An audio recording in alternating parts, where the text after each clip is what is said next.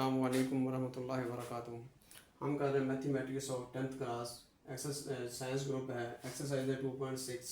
इसका क्वेश्चन कर रहे हैं हम 4, solve by using synthetic division. If part 2 है क्वेश्चन 4 का। If 3 is the root of the equation 2x cube minus 3x square minus 11x plus 6 is equal to 0। यहाँ पे 3 is the root of the, यानी अगर 3 जो है इसका root है तो फिर हमने सिंथेटिक डिवीजन के तरीके से इसको सॉल्व करना है। अब रूट होने का मतलब है कि पूरा पूरा उसको डिवाइड करें, यानी उसका जो रिमाइंडर है, रिमाइंडर नहीं बचे।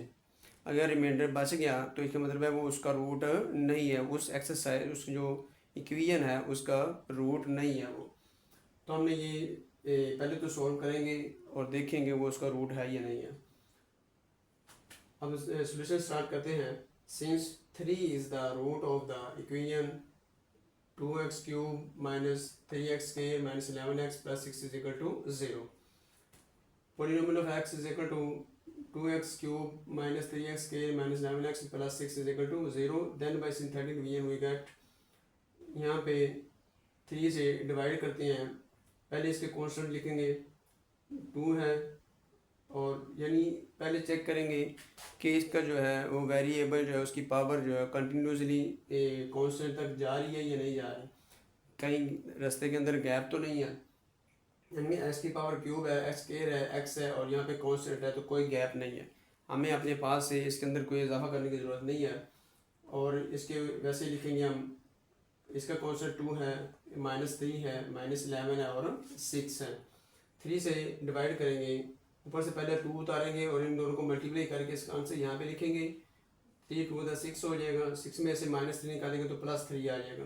अब 3 को 3 से मल्टीप्लाई करके इसका आंसर यहाँ पे आएगा 3 3 9, माइनस 11 में से 9 निकालेंगे तो -2। अब ये 3 को -2 से मल्टीप्लाई करेंगे, इसका आंसर यहाँ पे आएगा 2 -2 और 3 मल्टीप्लाई करेंगे तो -6 और -6 जो है इसका आंसर 0 आ गया। यानी यहाँ पे हमें पता चल गया कि ये इसका रूट है, इसका आंसर जो है रिमाइंडर इसका 0 आया है, तो इसका मतलब है ये इसका रूट है। तो ये कांस्टेंट होता है, ये x वाली वैल्यू होती है और ये x के वाली। द डिप्रेस्ड इक्वेशन इज, यहाँ पे पहले हम जो करते रहे हैं उसके अंदर जो था वो हम रिमाइंडर को सॉल्व करते थे, लेकिन अब इसके साथ जो है रूट होने का मतलब है कि रिमाइंडर 0 है। जब रिमाइंडर 0 आएगा तो फिर इक्वेशन को हमने सॉल्व करना है। The depressed equation is 2x square plus 3x minus 2 is equal to 0।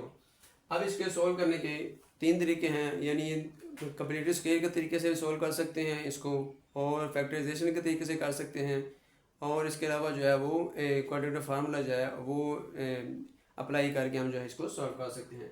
लेकिन यहाँ पे हम जो वो फैक्टराइजेशन के तरीके से करेंगे। 2x स्क्वायर प्लस इंटू 2 को मल्टीप्लाई करेंगे तो 4 होता है, और ऐसा हमने डिजिट तलाश करने हैं 2 जिनको मल्टीप्लाई करें तो 4 आए और उनको ऐड या सब्ट्रैक्ट करें तो 3 आए हमारे पास। तो हमने 4 - 1 ले लिए हैं। 4 - 1 को सॉल्व करेंगे तो 3 आएगा, मल्टीप्लाई करेंगे तो 4 आएगा।